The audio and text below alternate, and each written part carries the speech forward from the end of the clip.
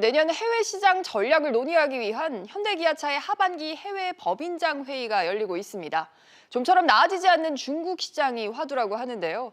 정의선 수석 부회장이 지난주 직접 중국 충칭을 찾기도 했습니다. 취재기자 연결해서 자세히 들어보겠습니다. 윤지혜 기자. 네, 윤지혜입니다. 정의선 부회장이 요즘 이 중국을 좀 자주 방문을 하고 있는 것 같은데 충칭에 다녀왔다고요? 네, 업계에 따르면 최근 정의선 현대차그룹 수석 부회장은 중국 충칭 5공장을 방문해 당 서기와 충칭 시장 등을 면담한 것으로 알려졌습니다.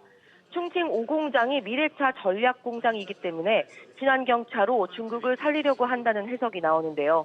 현대차는 정 부회장 체제 출범 이후 베이징 공장 폐쇄 등 중국 사업에 대한 고강도 구조조정과 인적 쇄신이 이뤄졌습니다.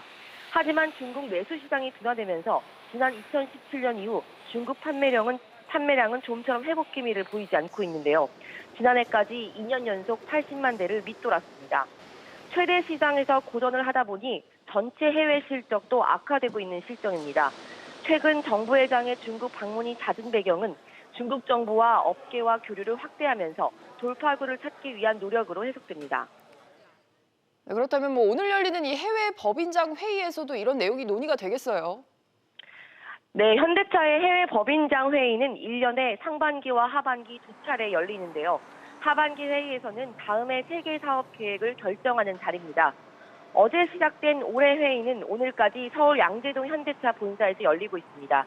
각 권역별 본부장과 판매 생산 법인장 등이 거점별 시장 동향과 판매 전략을 집중 점검하고 현안을 보고하는 자리입니다. 네, 윤 기자, 현대기아차의 내년 해외 시장 전략도 함께 전해주시죠. 네, 일단 북미 시장에서는 스포츠 유틸리티 차량 공세를 이어갈 전망입니다. 올해 미국에서 현대기아차의 SUV 판매 비중은 처음으로 50%를 넘으면서 역대 최고를 기록했습니다. 유럽과 인도네시아 등에서 친환경차 라인업도 늘릴 예정인데요.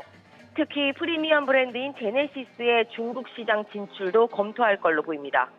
SBS CNBC 윤지혜입니다.